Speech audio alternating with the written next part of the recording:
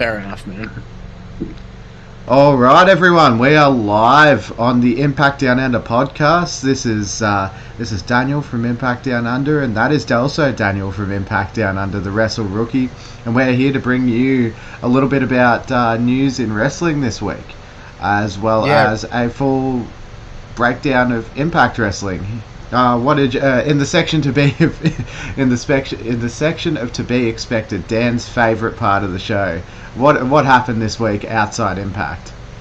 Outside of Impact? Yep. I couldn't fucking tell you.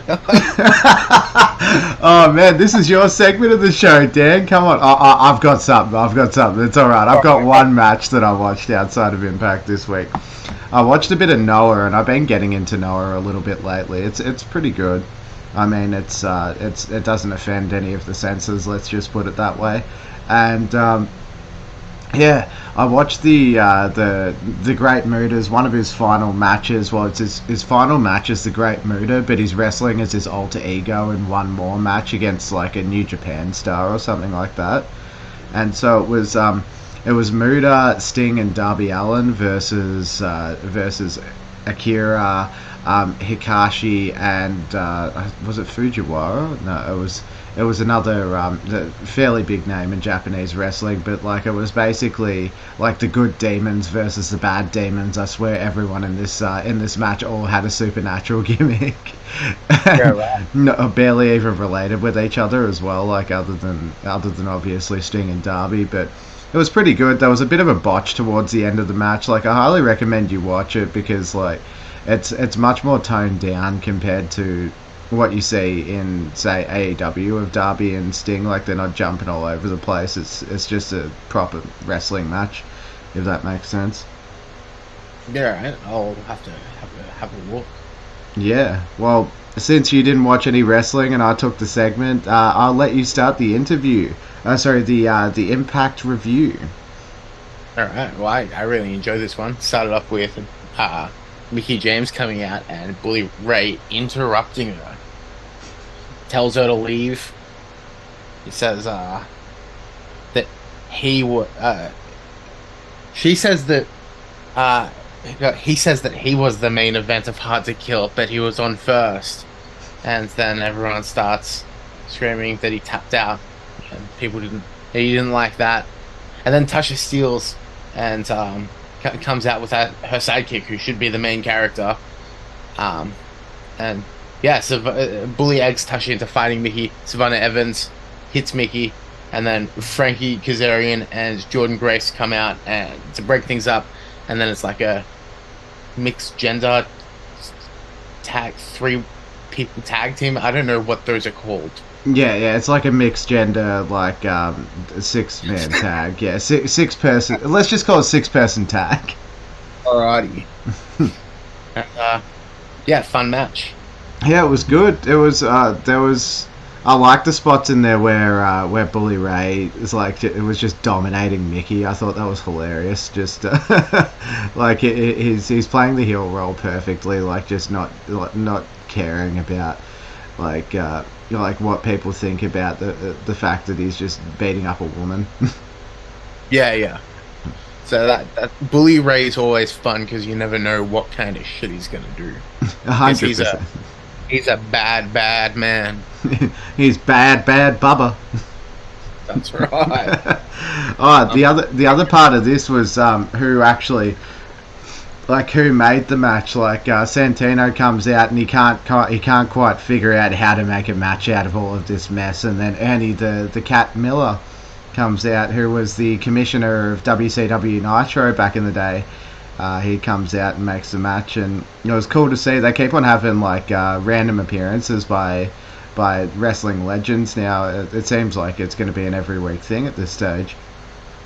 And Ernie suggests something, and Santino Marella says, "Yeah, take it away, Ern." And yeah, take it away, Ernie. Take it away, Ernie. Yeah, he calls Bobby back into the ring for a mixed tag match. He called Bobby instead of Bully. I found that fantastic. And later in the night when he goes, Josh Alessandro. Yeah, so good. Um, then all I have for the next part is Trey Miguel is a good promo. Yeah. That's just what I've written. He plays the cocky heel pretty well, to be honest with you. Like I thought it was okay. I can't wait to see him versus Mike Jackson. I really, it's like one of the things. It's almost like a morbid curiosity. Just like, I know Mike Jackson can't go in the ring anymore, but at the same time, I want to see him You like. can go around it on the top rope. I kind of want to see him try and do like a 450 splash or like a shooting star press. I don't want to see that. His last match. Well, he's already older than Ric Flair was in his last match. Make it a pay-per-view, and I'll pay to watch it. All right, what, Ric Flair versus Mike Jackson? Yeah, yeah, I'd pay to see that. Then we had Killy Kelly versus Taylor Wilde. Yeah. What were your thoughts? Oh, you missed Deonna Purrazzo versus Ashley D'Amboise. Oh, bugger. Well, that was a good one as well. Didn't Deonna Purrazzo tap Ashley out? I thought you went for the Queen's Gambit. I can't quite remember. Oh, yeah. Yeah, it was one of those. Yeah, it's been a few days since I watched it. Honestly, I don't really. I'm a little bit unprepared this week, but I liked a bit of the offense that I saw from Ashley. Like, sorry, we are delivering a quality product. Oh, as always. I mean, episode 3 is always the best. Like, like Revenge of the Sith. Yeah. Like Revenge. That one was actually my favorite. It had the most stuff going on. Well, it's the best out of the prequels, in my opinion. Empire's better, slightly. Yeah. Anyway, back on it. I actually enjoyed some of Ashley's offense. I don't know if you remember, but she did like a rolling thunder type neck breaker thing. I thought that was pretty cool. No, I don't remember that. So she like did a forward roll and then did like a rolling neck breaker, which was it looked really smooth. Yeah, right. So like there's 2 ranges of motion. Yeah, essentially, but it looked pretty slick. Like it's the sort of thing that your opponent can like get into position while you're doing the first roll rather than like just sit there the whole time. Yeah, right. Yeah. Hell yeah. But yeah, you wanted to have a chat about what was it, Taylor Wilde versus Killer Kelly, best women's match of the night in my opinion. Yeah, I agree. I really enjoyed the match. I didn't write any notes down about it in particular, but yeah, very solid. I'm loving this like the sort of more hardcore like Taylor Wilde at the moment, where I like the double stomp that she does on the ropes. It looks brutal every time, but it's also pretty safe. Yeah. Is this the one? Oh, I can't remember what match it was in, but I saw like what was like a Fisher, like a hammer arm suplex at some point in the night, which looked really cool. I can't remember what match it was though. Like a fisherman's or a hammer arm. So like they had one hand held behind their back, and then it was just like a suplex. Oh, that was in the Dango versus Macklin match, wasn't it? Dango did it. That's the one. Yeah, that match was fantastic. I really enjoyed that. A little bit more on the Taylor Wilde versus Killer Kelly match. Like, I do like the fact because like they're showing that all of the knockouts at the moment are viable contenders. I mean, they had Taylor Wilde beat Marsha, like beat her clean, and then they had Marsha beat win that big 6-woman match. And then they had now here they had Killer Kelly win. So like there's 3 people who have all traded wins with each other. I think that's a fantastic idea, especially with Mickie James as the champion. Like it really is probably her last run that she's going to have, and to be able to lift everyone up at the same time. Who knows where it's going to go. Oh, 100%. I think that it Gonna needs to go to be. Sorry. gonna go to Slamovich, but Yeah, and hope actually maybe not because they're doing it at Under Siege, like the next one. It's only happening in February. I thought that they may have had it on her until Rebellion in Canada, yeah, right. but I don't know. Maybe they're just keeping it on her for the Royal Rumble, like we said last week, and then Under Siege, Marsha wins and has a big run this year. Yeah, yeah, That'd be fuck yeah, okay. for sure. Uh, Yeah, I y- really enjoyed the match. Killer Kelly has a fantastic look, and she can do the moves and whatnot. Yeah, for sure. They're both very solid in ring. I mean, Taylor Wilde's been around for years now. Like, she was around, like, back in. Sorry, I missed that. I said you were telling me that the other day. Yeah, yeah, like, she was around in, I think, Gail Kim's second run in the company. So, yeah, 2008, 2009, probably. Yeah, right. That's quite early on. Yeah. Um, Next off, we see clips from BTI where Cody ordered Sammy to take out Delirious, and Sammy hit a pile driver on him, which I thought was a cool moment. It's interesting to see like the contrast between Sammy and the design at the moment. It's something I didn't see actually happening. Yeah, me neither. I've enjoyed all of the segments they've done so far. Honestly, I think they're doing better than Violent by Design at the moment. Like, they're More invested than I was in Violent by Design. yeah, it feels like they're actually a serious threat. Like the fact that they've taken one of the like top guys, like the guys that have been an Impact for a long time, and they've Yeah. basically made him their bit, like him their bitch. Yeah. Can you give me 1 second? I've got a fucking crying sheep. Ah, okay, no worries. Oh yeah, Dan's a sheep farmer, by the way. I don't know if I've ever told you guys before. They're just sitting at the fence making noises because they want pellets. Oh man, just being annoying sheep. Yeah. But they finally ate out of my hands and come up to me, so that's something. Oh, that's cool. Yeah. Alrighty. Yeah. What? We had that segment with the design. Yeah, and they're telling Sammy, oh, we forgot to mention the Golden Six Shooter match, which is an interesting title that Santino invented. Yeah, it's I love everything he comes up with. Yeah, so it's six former Impact World Champions. This was a perfect story move as well, because like Macklin whinging about like not getting a match the entire time, and then he just puts Rich Swann in the match, even though Macklin just beat him at Hard to Kill. But yeah, six former champions, and the design tells Sammy that he has to win this one, or otherwise there'll be consequences. So that's kind of a cool thing. Yeah, love some consequences. Did we Yeah. have the Santino segment next with Dango standing next to him? Yeah. So it's I think it's Josh Alexander. Ah, no, sorry. That was the previous one. That's the one where he does the Golden Six Shooter match, I think. But yeah, Santino goes up to Dango and goes, "Oh, you've spent some time on the force." Like Dango was one of the fashion police, so it's like it's an insider joke.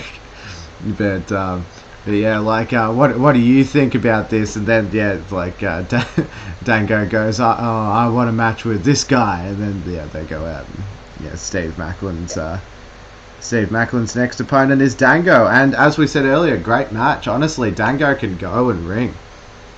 Yeah, he's fucking very good. He gets so much speed, and everything he does looks like it. He's kind of like a smaller version of a Joe Hendry Yeah, yeah, in terms of explosivity, and fuck, he's a strong guy. yeah, 100%, especially in the hips. Especially in the hips. Yeah, great match. I really liked that suplex that he did Yeah, with the arm behind. I don't feel think I've seen that at all, if not like very few times. Yeah, it was really interesting to look at. Like, it kind of confused the eyes at first at first watch. Yeah. Like, that was it was really good. Like, I like Dango's new finisher. It's sort of like his own version of the worm, the dirtbag shuffle. Yeah. And then of course like the Falcon Arrow. But I feel like his moveset's actually gotten better on the indies. Like, it's nothing like too flashy, but it's like good for a comedy match or a serious match. Yeah, yeah. Yeah, it's definitely a bit less gimmicky. Yeah, for sure.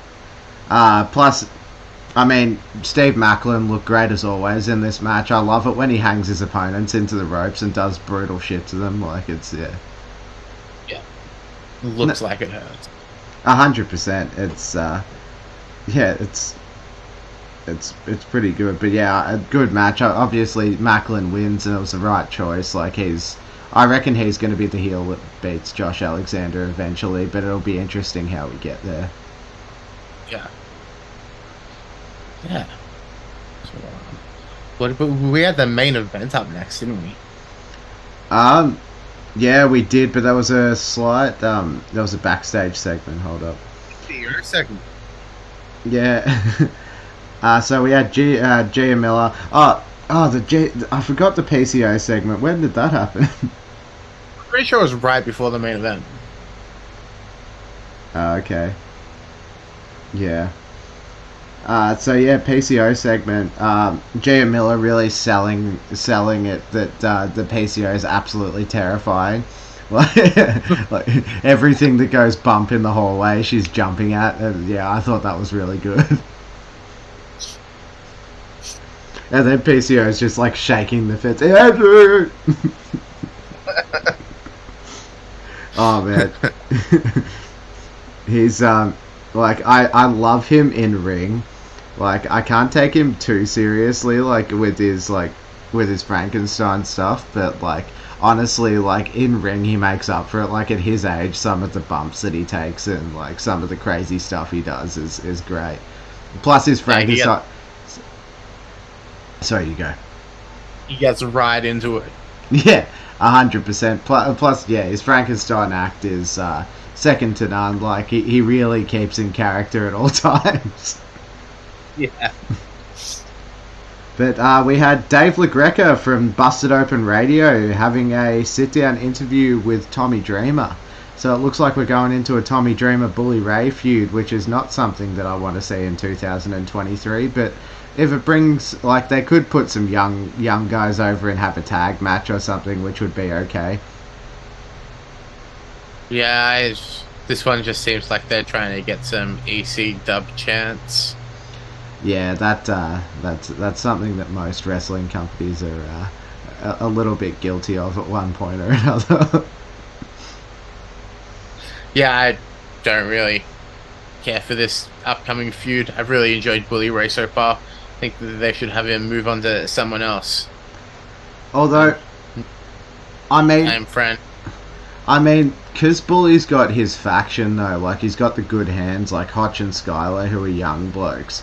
There are two blokes backstage who don't get much rub at Impact, like the two gut check guys who aren't quite like there yet. One being the Suplex Shogun, and the other one being Jack Price.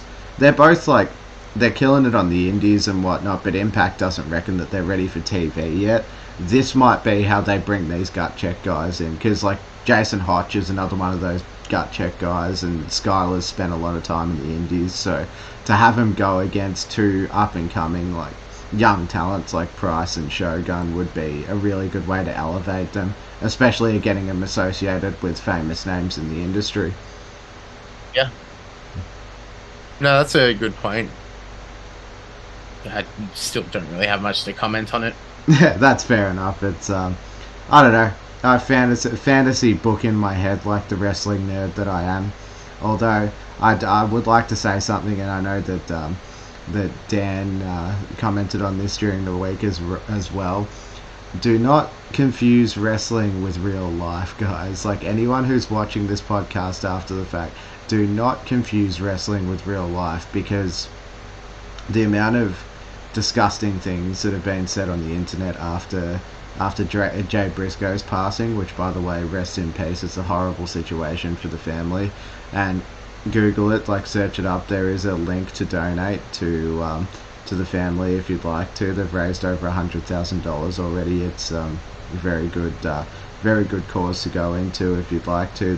Both of his daughters are in a stable condition in hospital now, doing good things. Getting there anyway. Like, it's a horrible loss for everyone, and the amount of wrestling fans that just took this and made it into their own personal fantasies or whatever, it's not right. Yeah. So everyone, keep your head on ya. Yeah. Yeah. What a brief little segue into a good message to have. Yeah. Basically, don't try not to be so much of a fuckwit on the internet. Yeah. Yeah, 100%. Especially, I think that us wrestling fans, we sort of get, like, because we spend so much time trying to, like, I don't know, suspend our reality on certain things. Like, there's a certain faction of wrestling fans that can't, like, get themselves out of that, like, and they think that everything is a work, like, that the industry, like, everything that happens in the industry is a hoax and whatnot, and they start to lose themselves. It's fucking delusional. Yeah. It's yeah, if you're in one of those places, honestly go and seek some help. Like, it's not a good path to be on. All right. Anyway, back to the good stuff. We've got Fight. Yeah. You're gonna go and fight in a pit. I loved this. I absolutely loved it. I'm sorry. What did you think? Yeah, you should be. Why'd you love it so much? I don't know. I think that the fact that, like, King has an MMA background, and obviously Mike Bailey in Taekwondo lend some credibility to this. But also the fact that these guys are like, this is one of the only no ropes matches I've ever seen. Like, we had one at the local show down in Burwood. It was I can't even remember who it was. It was Mick Moretti versus Slex, I believe it was. It was yeah. I can't remember what it was called. A dungeon match instead of a pit fight match, but it was similar thing. I like the idea of only being able to win by knockout or submission, so it gives an extra, because, like, the amount of pin spots you see in an average match is up there, like, it's really up there these days. But in this match, obviously no pin spots, rolls into submissions, and two guys just trying to knock the hell out of each other. Yeah, no, I really fucking enjoyed I guess the contingency of this match, like the no ropes. Very cool. Mike Bailey made use of the no ropes and used he did like a twisting moonsault after, like, propping himself up with one of his feet, standing on one of the bolts. Yeah, it would have been incredibly difficult to do. Yeah. So that made me feel like I probably don't have any sense of balance at all. Yeah, I think that Bailey's a special exception, though. I think that he's the second man that gravity forgot. That's right. Which, by the way, is a nickname that should have stuck to a much better wrestler. Who, Neville? Yeah, Neville. Yeah, good wrestler, but, like, a name like that is just so catchy. The fact that I'm bringing it up now, like, 10 years after the fact, is proof of it. Yeah, and then he just turns to Puck, who's a bastard. Yeah, very, yes, not quite as catchy. He's a bastard. I still really like Puck, though. I think he's fucking fantastic. Yeah, I mean, he's great in ring. I just, I wish he wrestled somewhere better, like Impact Wrestling. No, I'm joking. Like, anyway, honestly, I think that even WWE right now, if they brought him in to have a feud with Ricochet or something like that, would be great. Yeah, they just brought him in and had him bury Ricochet. And then Braun Strowman buries Park.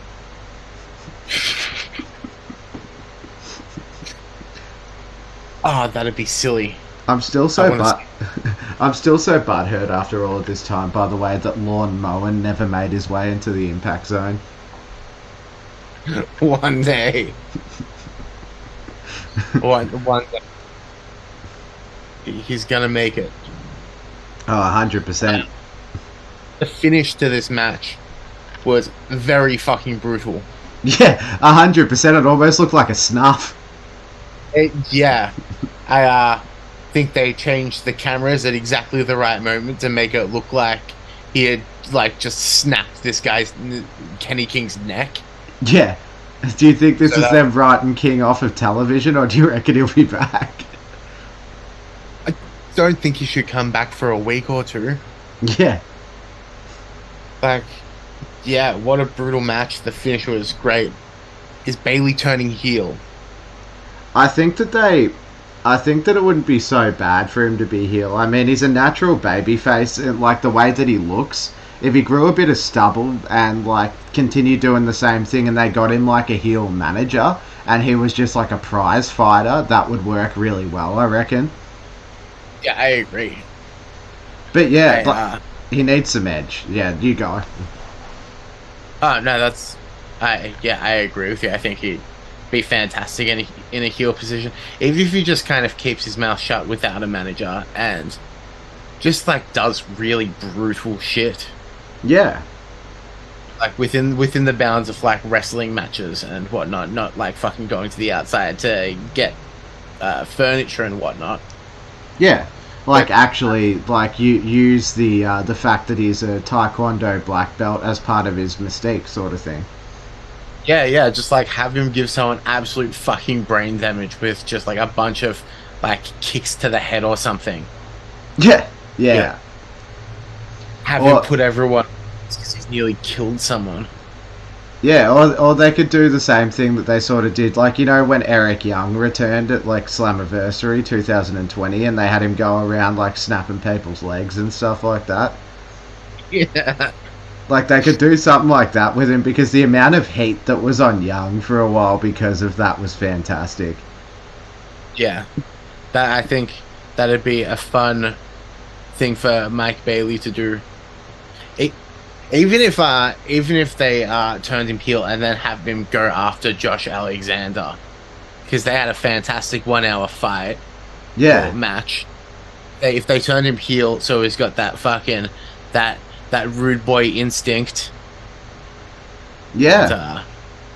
And, incredibly by being just a bit of a dick. I reckon. So you get Josh Alexander, so let's just say next pay-per-view, right? You get Josh Alexander and Mike Bailey versus Moose and Steve. Actually, not Moose, because they've just come out of a feud with each other. Say Eddie Edwards and Steve Macklin. Yep. And so you got a heel versus babyface sort of thing, right? And then at the end of that match, Bailey turns on Alexander and just like gets him out of action for a while, and then he has to relinquish the title. That way he doesn't have to lose the title, and he's still technically like top babyface in the company. And he gets to lay off for a little bit, and you get a heel champion that Alexander can chase again. Yeah, that'd be great. Hmm. I think you ought to get into the wrestling booking business. I'm no Tony Khan. Years of fantasy booking experience on you.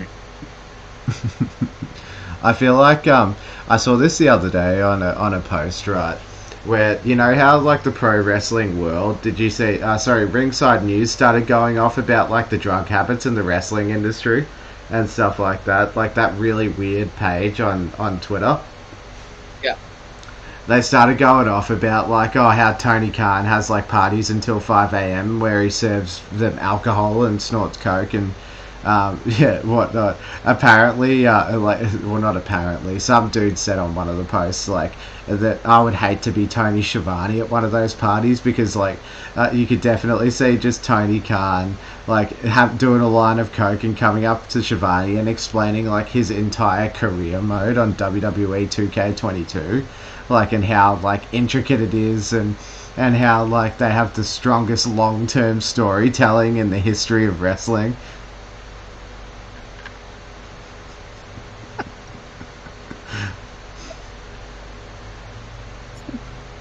You could definitely see that happening, though. Yeah. Oh man, he would be so, especially because he's a billionaire. He would be so obnoxious on an alcohol and coke binged fucking fueled rant. Yeah, yeah, 100%. Like he'd hop in Daddy's car afterwards as well, drive the Bentley home.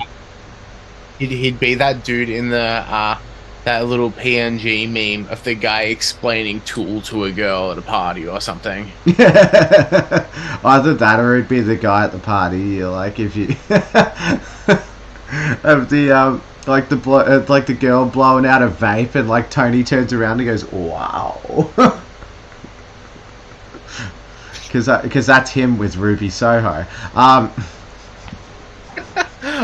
You saw the match with Ruby Soho and Willow Nightingale versus bloody, who was it? It was Anna Jay and fuck, it was the one where Anna Jay took that really nasty bump and just missed the table Oh entirely. man, oh, oh yeah. Do you remember that meme I sent you about it, where the dude's like, "Oh, sometimes in life you miss the table. If you ever want fairy tale wrestling, just watch WWE." Yes. Oh, what an unsafe and bamboozler of a match. Oh, 100%. I reckon that what they need to do next is Marina Shafir versus Matt Hardy in a who throws who off the top of the cage match for first, like whoever just like mankind someone like they're the ones who win.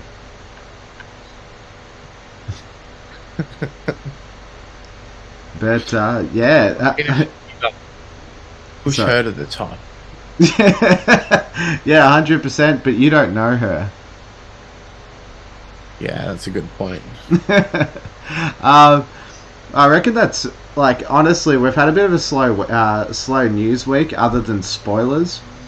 In Impact Wrestling and the wrestling world, like there's a lot of people still mourning, and I think there will be for a while. But all I can tell you is, Dan, you're gonna love you're gonna love what's coming for Johnny Swinger in the next couple of weeks. There's a legend that's gonna come back and face Johnny Swinger in a one-on-one match. Joey Ryan. No, that's the who can touch a kid at Disney World first match. That's in a month. Yep. Yeah, no, good. Anything to do with Johnny Swinger, I love it. 100%. Classic of a guy. Class act. 100%. And him and Dango and Zicky Dice all need to start a faction together and get Johnny Swinger to his 50 matches. Yeah, that's what we want. I want Johnny Swinger challenging for the World Championship at Bound for Glory. Against Santino Marella. Yep. If that's how it's got to be, that's fine. Do you reckon, like, because Scott D'Amore was the one that said that Swinger had to, we've lost Dan, hold up. We will be back momentarily. We are having technical difficulties. Just uno momento, my darlings.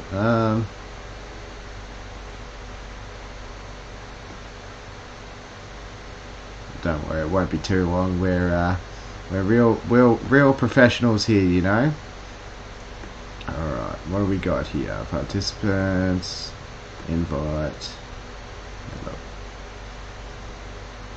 Real professionals here at the Impact Down Under podcast. Don't you worry. We are having a good time. Here you go, Dan. You can come back in and join the party.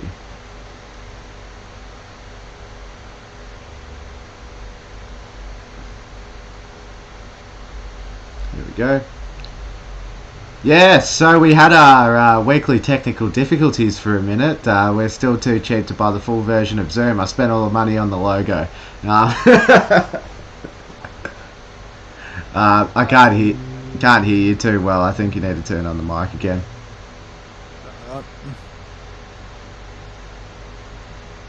How about now? Oh, that's beautiful, Dan. That's almost like ASMR level. Oh, really? Fuck. Should probably bring it back a bit. But honestly, we're like in terms of Johnny Swinger, I reckon like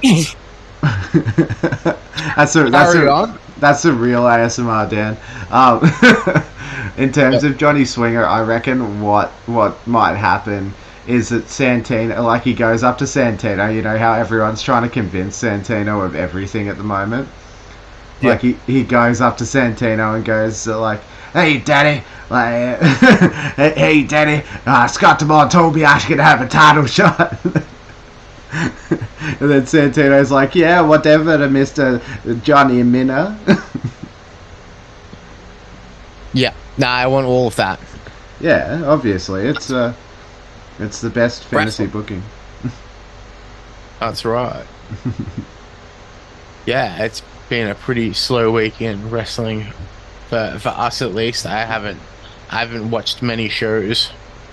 Yeah, no, honestly, I watched the last, like I always catch Impact, but I watched the last bit of Noah, and like I don't know if it's the AEW stink, but like Sting and Darby just don't do it for me anymore. They haven't really done much in AEW. Yeah, They've just everyone that in AEW at the moment is just kind of there.